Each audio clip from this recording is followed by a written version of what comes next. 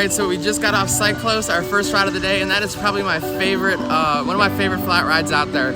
I don't care how tall you make those flying saucers, no matter how small this one is, it's much more forceful. When you're ramping up to go over your first couple flips, it's so forceful, incredible.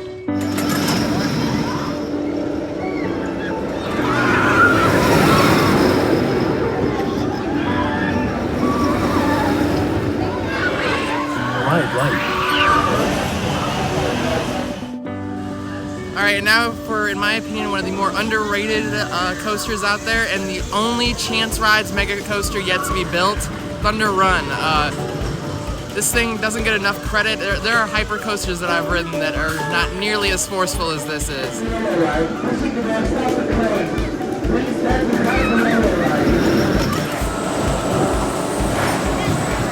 So yeah, just a very good coaster overall. You get a lot of great successive ejector pops.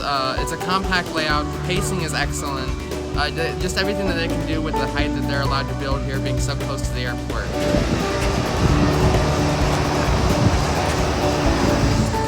Alright, and we are on our way in for the new for 2019 Gravity Group Wooden Family Coaster, and Bean is incredibly excited. We're going to go ahead and get about 3 or 4 rides in on this.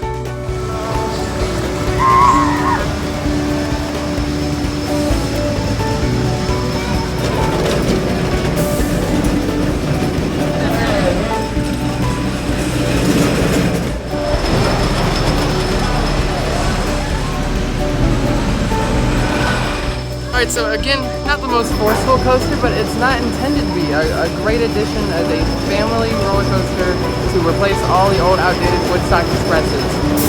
For what I said, again, some great pops of airtime in there too for it being such, a small family coaster. It's the first one that's, really that intense that Bean's going to be able to marathon. So a very great addition, and we're going to go ahead and get about 5-6 rides in on this since, it's Bean's new favorite coaster. Welcome back, guys. How was that ride? Alright, so we just got our 6th ride in, and back row left side is definitely the magic seat. Make sure to slouch forward, get as much room as possible, and you're just going to pop out of that seat every single time. Now we're going to head on back to Roller Skater, who was actually Lavina's first actual roller coaster.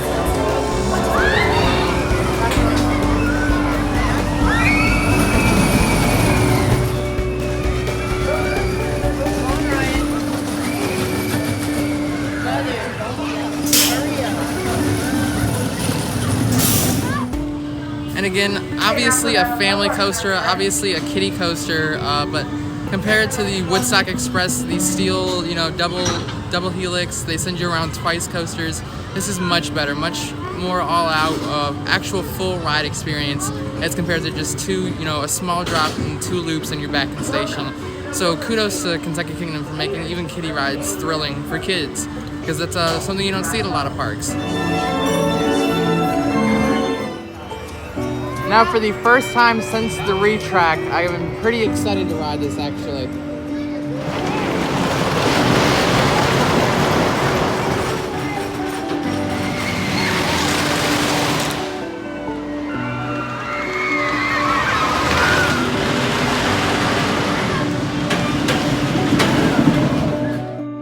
So we just rode Thunder Run for the first time since the retracking, and much better, so much smoother.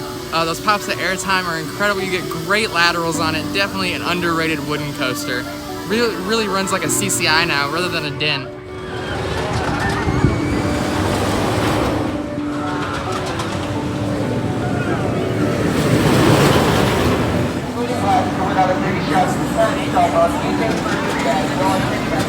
And now, last but not least, in my opinion, the best mid-tier RMC out there, Storm Chaser, the #1 coaster at a very underrated park.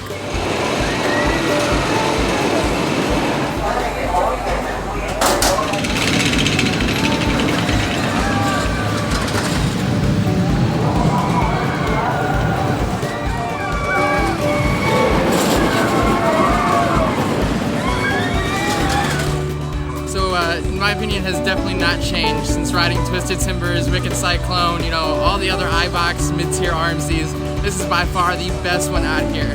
The ejector on that first Camelback is insane. The hang time on the barrel roll drop, It's just loaded with ejector the entire way through the layout. We're just gonna go ahead and sit back here and marathon this a few times.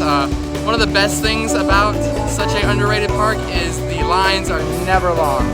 And to have a gem like this here, it's amazing.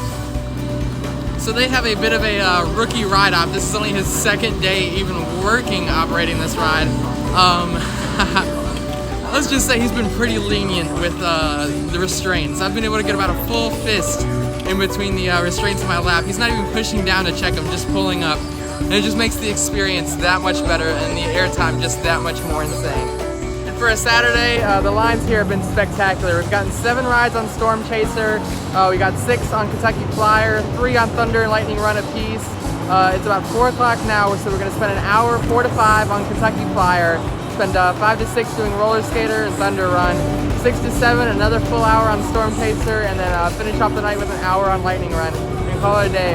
Again, such an underrated park, and to have a class of coasters like this that you can just marathon all day is spectacular. And I don't usually care for water rides, but for me, we'll go ahead and hit Mile High Falls just to make her happy.